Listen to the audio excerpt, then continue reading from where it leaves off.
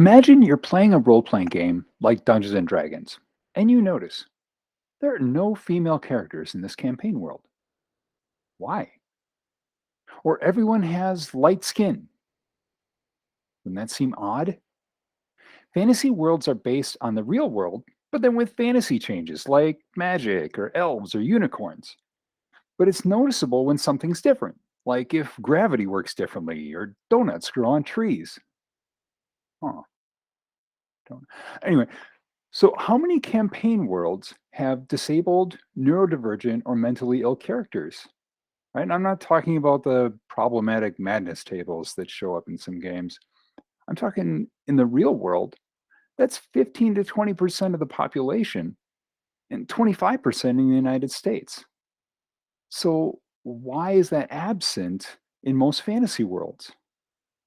Well, a lot of people just don't notice. It's a blind spot. That used to be the case with me. But now you can see it. It's kind of a glaring omission, isn't it?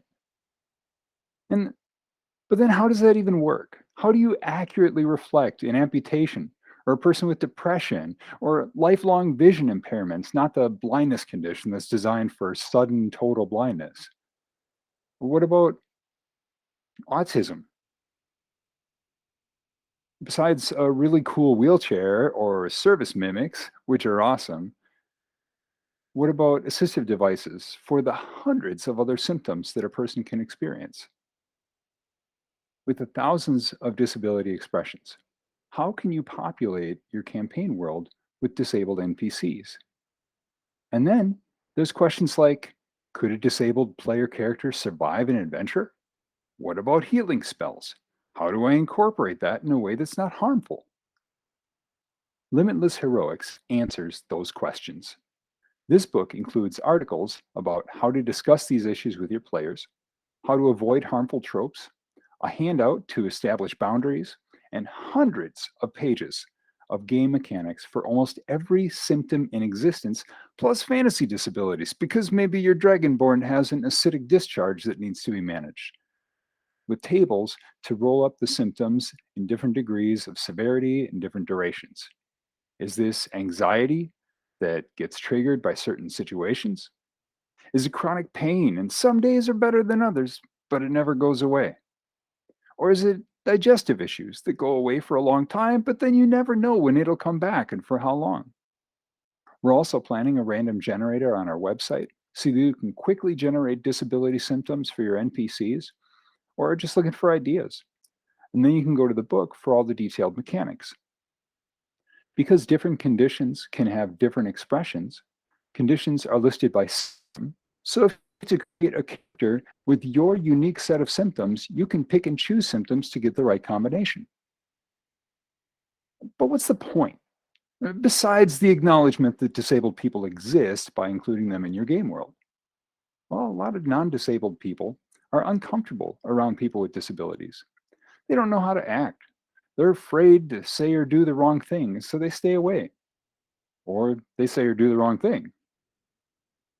By role playing in a world with disabled people, or even taking on some disabilities through role play, you get a chance to practice those interactions in a non threatening setting. And if you mess up, you can either back up and ask to redo that encounter or deal with the consequences.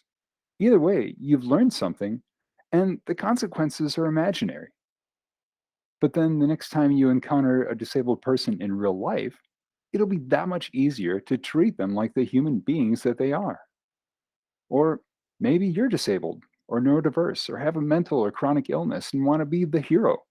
This is your chance to do that with mechanics that accurately reflect your experience. Now, we talked to dozens of people about their symptoms to reflect their experiences as accurately as possible. And every person I hired for this project has some kind of disability, neurodiversity, or chronic or mental illness. What if we as a gaming community could join together and use resources like this to learn about each other, to be more empathetic, all while having fun playing D&D and thus make the real world a better place? This is one step down that road. We can make our fantasy games a little more realistic, and by doing so, we can make the real world a little more fantastic. I hope you'll take that step with us. Back the project and roll initiative.